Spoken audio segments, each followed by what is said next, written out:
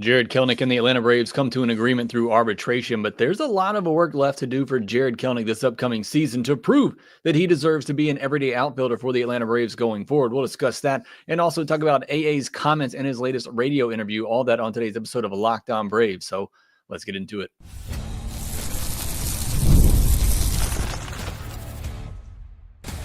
You are Locked On Braves, your daily Atlanta Braves podcast. Part of the Locked On Podcast Network, your team every day.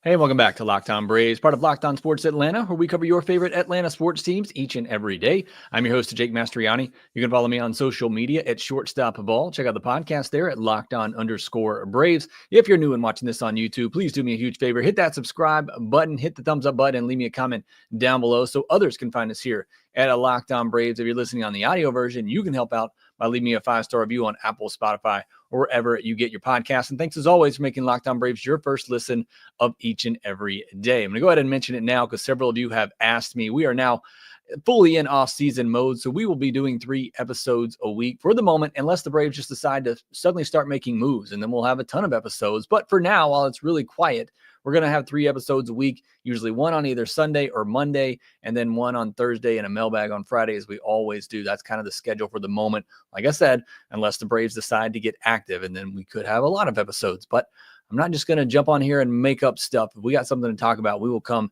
and do it. But I'll at least be giving you 3 episodes a week until spring training begins. But as always, thanks for being here with me. Thanks for supporting me here at Locked On Braves. And thanks for your interest, reaching out, wanting to know when the next show is going to be. And today's episode is brought to you by Gametime. Download the Gametime app, create an account, and use code LOCKEDONMLB for $20 off your first purchase. On today's episode, we're going to talk a lot about Jarred Kelenic in the first segment here, and then we're going to discuss a lot about Alex Anthopoulos' comments on the latest radio interview he did with 680 The Fan. A lot of good comments, a lot of it is GM speak, but I think there's a couple of things in there that we can take away from that are significant for the upcoming season. So looking forward to diving into those comments with you. I want to start with Jarred Kelenic. You had the arbitration signings today. The Braves got deals done with Jarred Kelenic and Dylan Lee. I'll talk about Dylan Lee a little bit more later in the podcast, but I really want to focus on Jarred Kelenic. Now, they do come to an agreement on a $2.3 million deal for the upcoming season through arbitration. That's exactly the figure that MLB Trade Rumors had predicted. So right on the number there. He is under team control for 4 more seasons. So there is still a lot of control left with Jarred Kelenic and affordable control that you're getting with Jarred Kelenic, which is why the Braves, went to go get him, spent so much to go get him last offseason, because they knew that they would have potentially an everyday outfielder that would be affordable for years to come. And that was the whole reason to go and getting him. Unfortunately, didn't exactly work out. In 2024, he played in 131 games, /231, 286, 393, 49 runs, 15 home runs, 49 RBI. I didn't realize he missed the 50 mark on both runs and RBIs by 1. 7 stolen bases and 86 WRC plus. For those who aren't familiar with that stat, 100 is average. So 86 is pretty well below average, and a 0.5 FanGraphs WAR. So he was not a good player last year. He just wasn't. There were moments and there were spots, and I'll talk about some of the positives in the moment. We're going to start off with the negatives for Jarred Kelenic.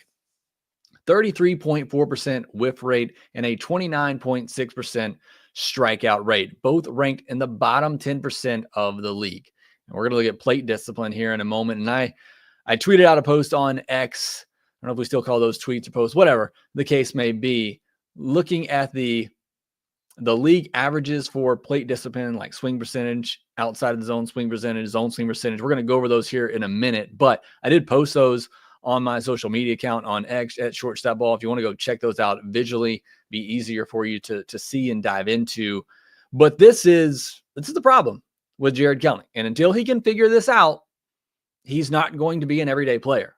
A couple of things he needs to figure out, and I'm going to point those out here in a minute. But the biggest thing is just plate discipline.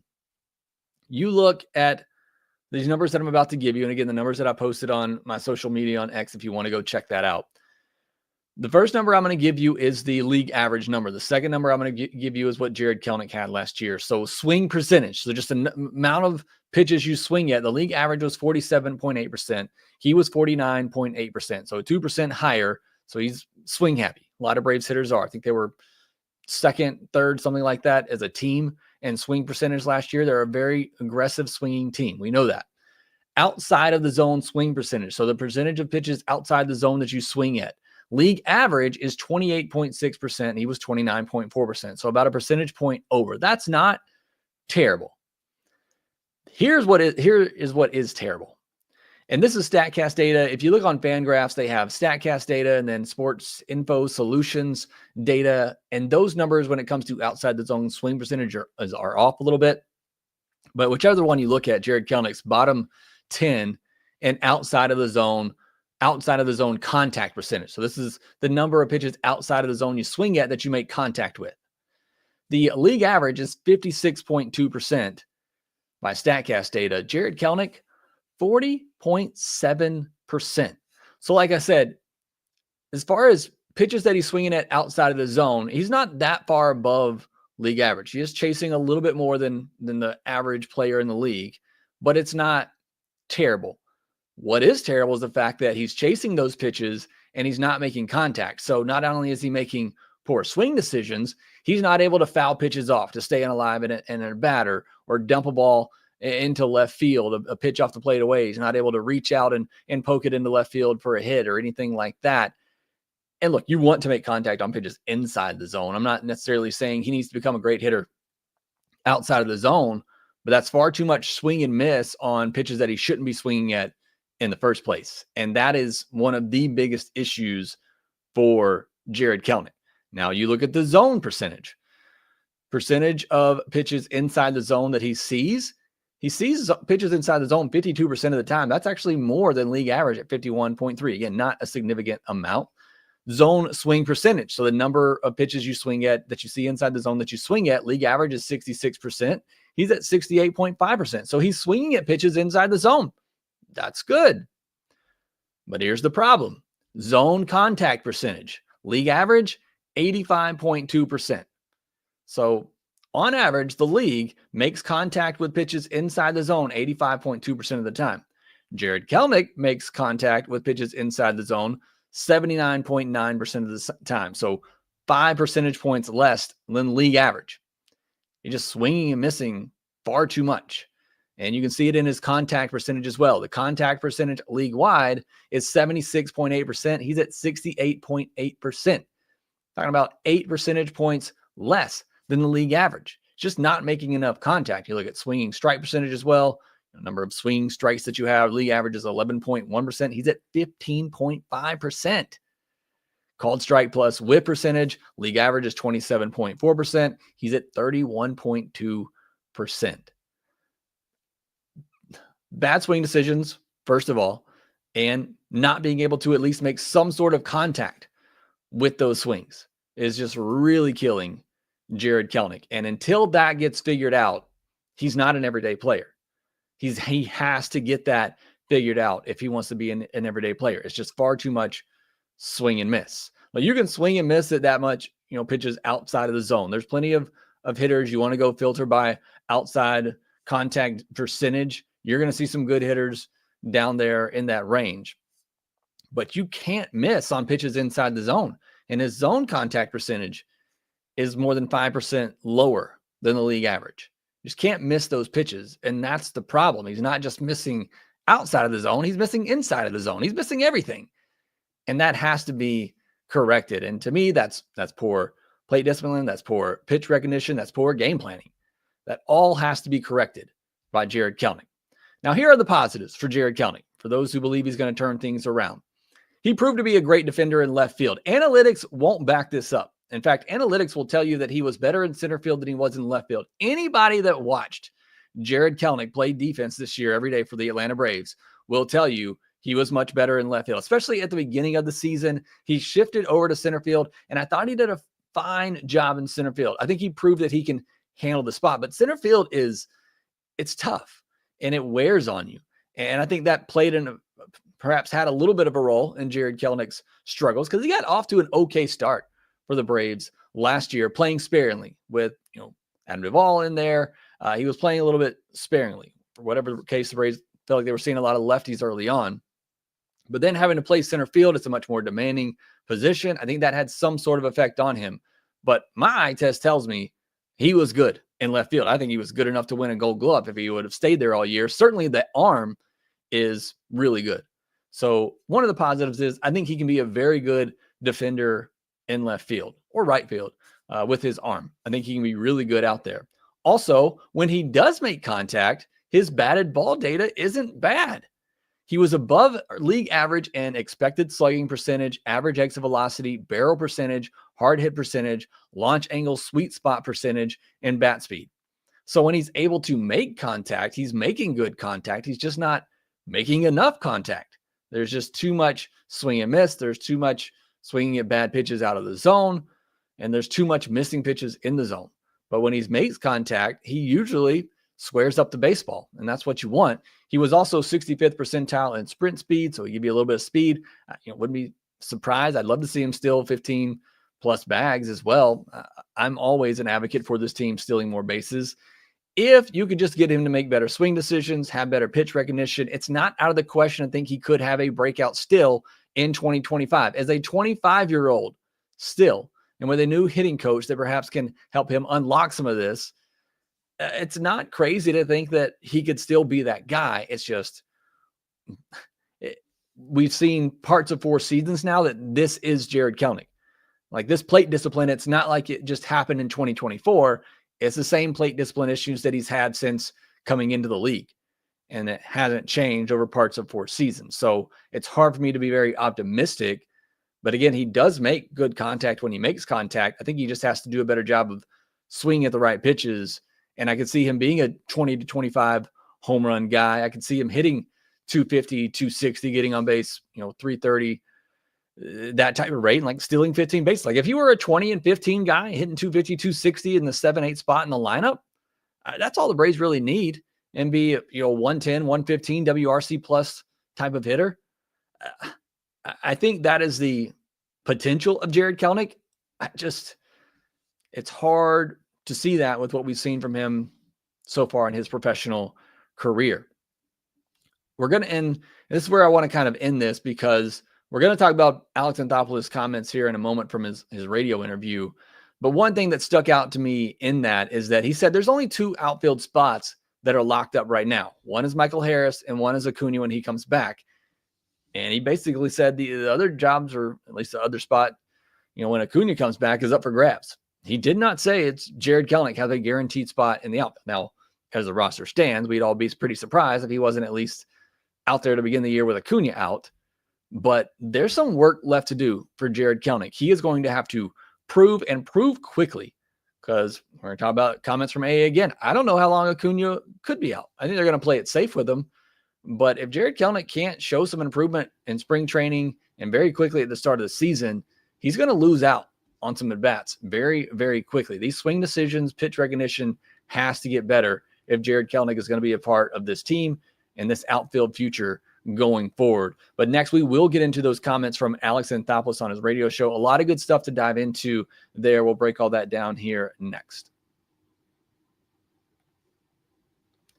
Did Rocket Money help you find any subscriptions you forgot about or that you were paying for twice? That definitely has happened to me before. I had a few subscriptions that I didn't even realize I was still paying for, and Rocket Money made it so easy to track them all down. It's like having a personal assistant for your finances. Rocket Money is a personal finance app that helps find and cancel your unwanted subscriptions, monitors your spending, and helps lower your bills so you can grow your savings. It brings everything together in one place, whether it's subscriptions, your spending habits, or even the goals that you want to hit this year. Rocket Money has over 5 million users and has saved a total of $500 million in canceled subscriptions, saving members up to $740 a year when using all of the app's premium features. Money you could be using to go to Braves games. Rocket Money can help you save for that. Cancel your unwanted subscriptions and reach your financial goals faster with Rocket Money. Go to rocketmoney.com/lockedon today. That's rocketmoney.com/lockedon or rocketmoney.com/lockedon. Thanks as always for making Locked On Braves your first listen of the day. Go check out Sully at Locked On MLB for your second listen, talking about all the arbitration signings that happened on Thursday. You can see all that over on YouTube or wherever you get your podcast. We will have our mailbag episode on Friday. Look for my post from _Braves on Friday morning. Submit your question on that post to be answered on Friday's mailbag podcast. And if you are out there preparing for this winter weather that could potentially be coming through, I know they've already canceled schools here, so my kids will be at home on Friday. That'll be fun trying to work through that. But hope you all stay safe and warm this weekend in the deep South. All right, let's jump back into the podcast here, though. Alex Anthopoulos joining 680 The Fan on January 9th, given that timestamp. I'm also going to link the show in the description notes if you want to go listen to this in full, and I'd certainly recommend that you do. I thought these guys did a good job asking some questions. Obviously, some of the tougher questions they asked, Alex, tried to dodge a little bit, but I thought they did a good job trying to press him on some of these as much as they could. But I wanted to give a couple of comments from Alex in this, a couple of takeaways from this. They started out talking about projections and I believe it was a MLB, which, by the way, MLB, please do a better job of representing your game. Some of these posts that you're putting out, some of these rankings, they're embarrassing, quite honestly. It's bad when these come straight from the MLB account, and it looks like the MLB account doesn't know ball. And that's highly unfortunate. But they talked about some of these articles and projections and power rankings that are coming out that are sliding the Braves a little bit. And does Alex care about that? And of course he doesn't. And, Alex pointed to the fact they won 88 games in 2021 and went on to win the World Series, won 101 games and 104 games after that and didn't. And, and there's still, you look at the odds makers out there, like you look at our friends at FanDuel, the Braves still have the second best odds to win the World Series. So, really not much into that. Alex talks about the fact that you build a roster that can win a World Series, but first things first is get to the playoffs. That's always what they're going to talk about. And then as far as what it could still happen, he says there's a lot of activity right now, trade, and there's still players out there. We don't want to force a deal.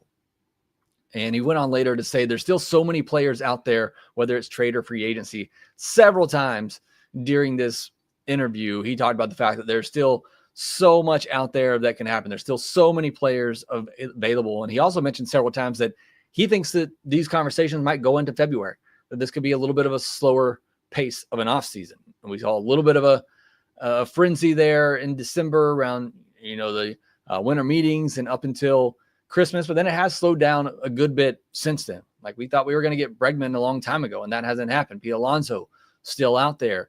So there's still some big names that are available. So I do agree with him in that regard. There are still a lot of names that we know that are available, whether it be through free agency or through trades. And, to his point, we don't have to force a deal because we still feel like there's a lot of good options out there.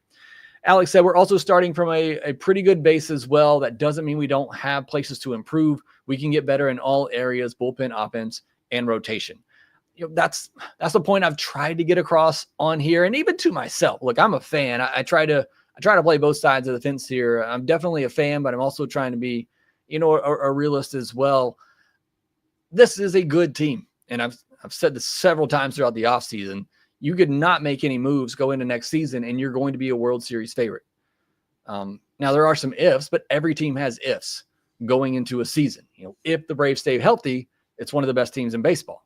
But we're coming off a year where nobody stayed healthy, at least on the position player side of things. And even in the pitching, you lost Spencer Strider within the first couple of weeks of the season. So I understand the fans' hesitancy to really buy into that. And look, you shouldn't either, just because you already have the base for a team. Look, and I've also said this, I'm not asking for you to sign Juan Soto. I'm not asking for you to sign Corbin Burns. I'm asking you to go get, Lance Lynn. I'm asking you to go make a deal for a veteran starter that give you some innings. I'm asking you to go out, after a Jerickson Profar or somebody like that to help out in the outfield. I am not looking for you to sign the top free agents, but you do need to go out there and get some quality depth to give yourself the best opportunity, the best chance to win during the regular season and get to the postseason. And then, like he says, once you get there, anything can happen. And that just is the case in baseball. You talked again about not forcing deals, especially long-term deals. If you're not convinced, you probably shouldn't get married. He correlated it to a marriage. You're signing up, when you're signing people for 7, 8, 9, 10 years, you're signing up for that marriage. And if you don't feel comfortable about that, and you think in the third, fourth year, you're going to be looking for a way to get out of it, then don't get into it. And that's just that goes into the velocity we've talked about as well, that I don't think we're ever going to see Alex Anthopoulos give out a more than a 5 or 6 year deal in free agency. If I've said it time after time, if you were not willing to give Freddie Freeman a 6th year, and that was the hang up from Alex's side, a lot of reasons that deal fell through. But if you weren't willing to give Freddie Freeman a 6th year, who are you giving more than 5 years to? And look, and especially in free agency where the cost is going to be even higher, and it wasn't free agency in the case for Freddie Freeman, it's just not something that Alex is going to do. I don't know that we'll ever see him give out a deal longer than 5 years because it is a commitment, and you don't want to get in a situation. He doesn't want to get in a situation where you're stuck in that commitment and you're trying to find a way to get out of it. Look, before Marcel turned things around, we were desperately trying to find a way to get out of that deal. And it was only a 4-year deal. So that's just not something that Alex is going to do. Now, they asked him point blank, do you have money? And he said, yep, absolutely. We made moves early on so we could have as much flexibility as we could have. From a money standpoint, do you have a big bullet to shoot was another question that they asked. And he said, yes. Then there was a pause. The question is there going to be somebody that we're going to deem appropriate to shoot or not? And that's always the case with Alex. Yes, we have the money to spend, but we're going to spend it in what we think is the wisest way to spend it. We're not going to give Soto or whoever 11 years or whatever it was. We're not going to get trapped in these long-term deals. And so do I believe that he has the money to go out and make these moves? Yes. But I also think there's a business part of it too, that he just doesn't think those are smart business decisions. And it's why I don't think we'll ever see the Braves in general, but especially with Alex Anthopoulos, go out and do that type of deal. He said, you like all these players, but at a certain level. Again, yes, we have money, but we're only going to spend on what we value them as. And we're not going to go above and beyond that. That's what we've always seen with Alex. The biggest thing for us, this is a quote from Alex, the biggest thing for us is building a competitive roster. You don't have a bottomless pit, so there is some limit there. We're in the top 10 in payroll. We've been over the tax. We've done all those things. We have a really healthy payroll overall, but I think the biggest thing is to make it sustainable. And we've talked about that as well. Alex isn't trying to go all in for 1 year.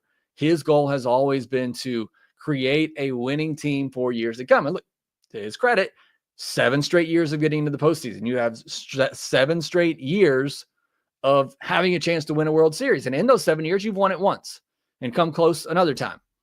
So, I mean, to his credit, he's done exactly what he set out to do. And again, I think this team is still going to be competitive for another 3-4 years. You're talking about a 10-year window where you've had a chance pretty much every year to win a World Series. Now, you could say those first couple of years, we knew those weren't teams that were going to compete for a World Series. But, since 2020, the last 5 seasons, you've had a chance to win a World Series.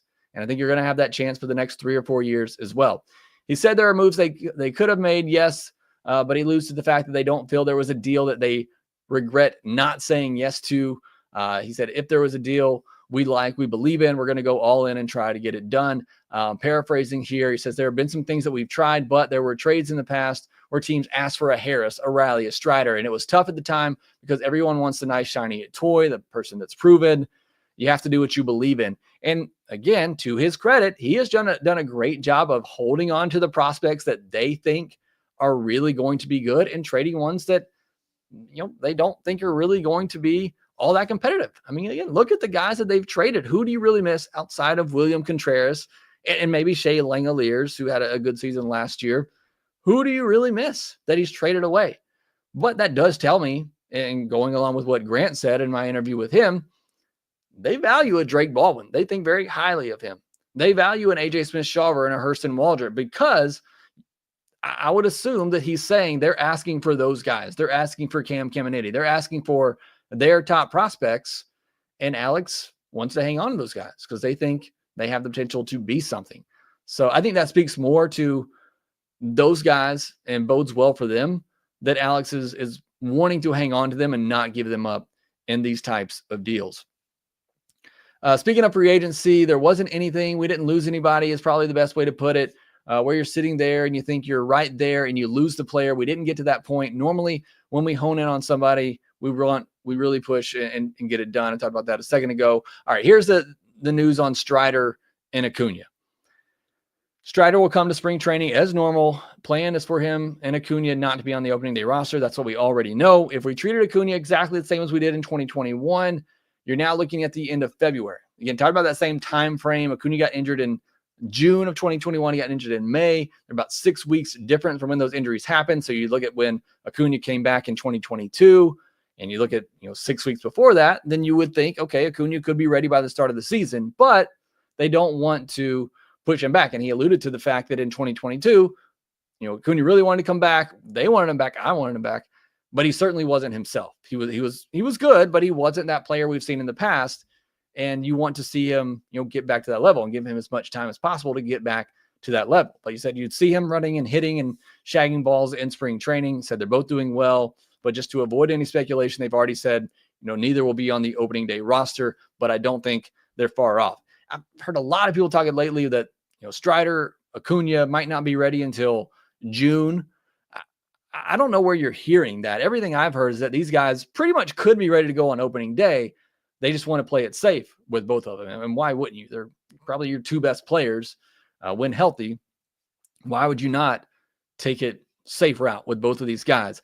Interesting. He talks about fifth starter spot a minute. He mentions Ian Anderson first, mainly because he's out of options, but talking about being a year removed now from the surgery, coming back, competing for that fifth spot. They did ask him, why didn't you call him up at the end of last year? And Alex basically said he wasn't throwing well. He wasn't throwing good enough, and we needed every game, which is very truthful. But he also mentioned Grant Holmes. I mean, those were the two guys that he mentioned when discussing the fifth starter spot. He mentioned Ian Anderson and he mentioned Grant Holmes. He said they're still going to explore, playoff caliber type of starters. If we can make the team better, we'll do that. And if those guys who are out of options become bullpen guys, it just adds better depth to the bullpen. And I hadn't really thought about that. If Ian Anderson doesn't win the fifth spot, do you put him in a bullpen role? I've never really thought about that.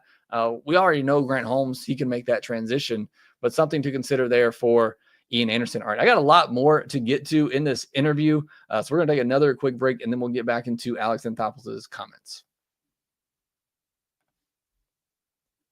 You shouldn't have to worry when you buy tickets to your next big event, and you don't when you use Gametime. Gametime is the fast and easy way to buy tickets for all the sports, music, comedy, and theater events near you. With killer last-minute deals, all-in prices, view from your seat, and the best price guarantee, Gametime takes the guesswork out of buying tickets. Gametime is the only ticketing app that gives you complete peace of mind with your purchase. You can filter it right there, so you get all-in prices. Up front what you're paying. No surprises when you get to the checkout screen. You get a view from your seat. If you're going to an old baseball park, you don't want that obstructed view. You can see what it's going to look like right there in the app. Buy tickets in seconds with just 2 taps. Gametime has deals on tickets right up to the start of the event, and the Gametime guarantee means you'll always get the best price. If you find tickets in the same section and row for less, Gametime will credit you 110% of the difference. Take the guesswork out of buying tickets with Gametime and use our code LOCKEDONMLB to get $20 off your first purchase. Terms apply. Again, create an account, redeem code LOCKEDONMLB for $20 off. Download Gametime today. Last minute tickets, lowest price guaranteed. All right, let's jump back into this Alex Anthopoulos interview. There was so much good stuff in here. I thought hopefully you enjoyed it as well. Again, I thought they asked some really good questions. If you have time, go back and listen to the whole conversation. They asked him point blank, can you live with a light hitting shortstop if you go get a left field bat? And he said, I don't know that I would link them that way. I think you can live with a light hitting anything if you have a really good lineup. And I think for Orlando Arcia's case, and this isn't criticizing him, he was hitting fifth. He was hitting fifth a bunch. I think he may have been hitting fourth too, but there was a lot of times he was hitting fifth, and that's not to be critical of Snit. That's all he had. That's all I gave him. The game plan wasn't for him to hit fifth. It was to hit at the bottom of the lineup, 8, 9. If other guys doing what they're supposed to do and staying healthy, and if for the most part, we by design have built last year, notwithstanding, a group of position players that have been durable year in and year out. I think you can say that about Riley and Olsen. You definitely can't say that about Ozzie at this point. And honestly, I don't know that you can say that about Acuna at this point. Acuna's injuries, they've been big when it's happened. I don't know that you can say that about Michael Harris at this point, who seems to always get injured. Orlando Arcia, I guess, has been reliable the last couple of years.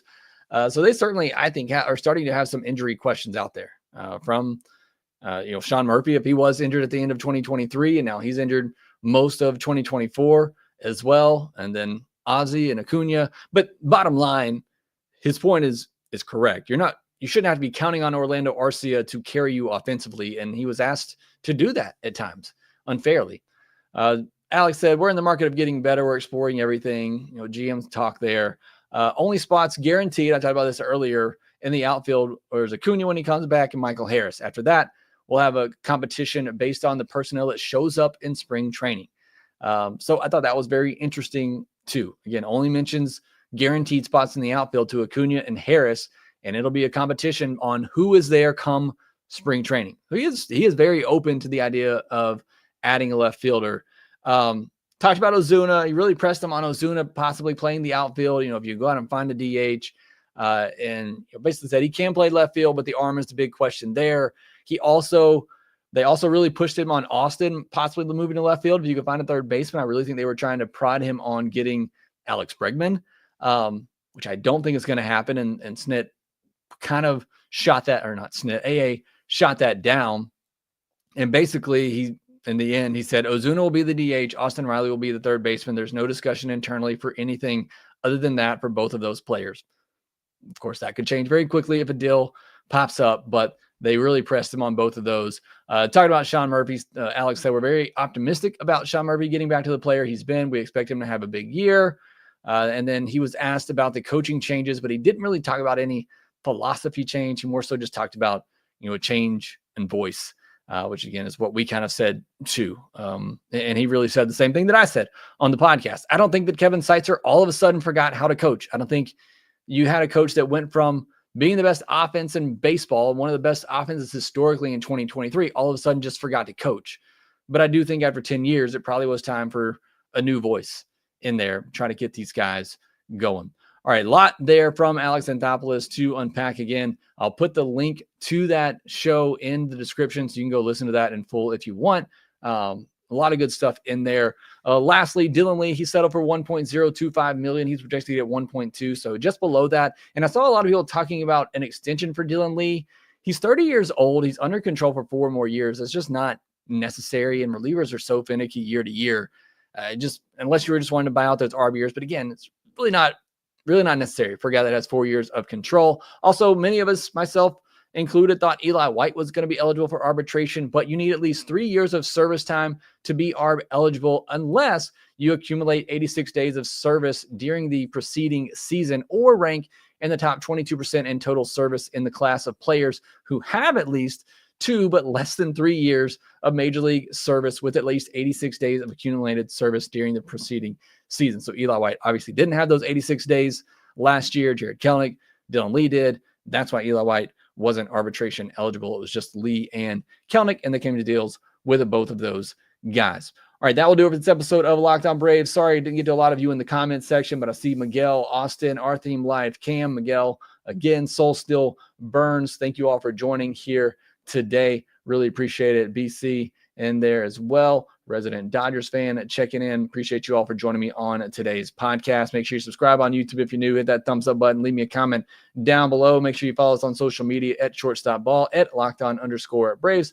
And make sure that you rate, review, and subscribe to the Locked On Braves podcast wherever you get your podcast. And we will talk to you next time.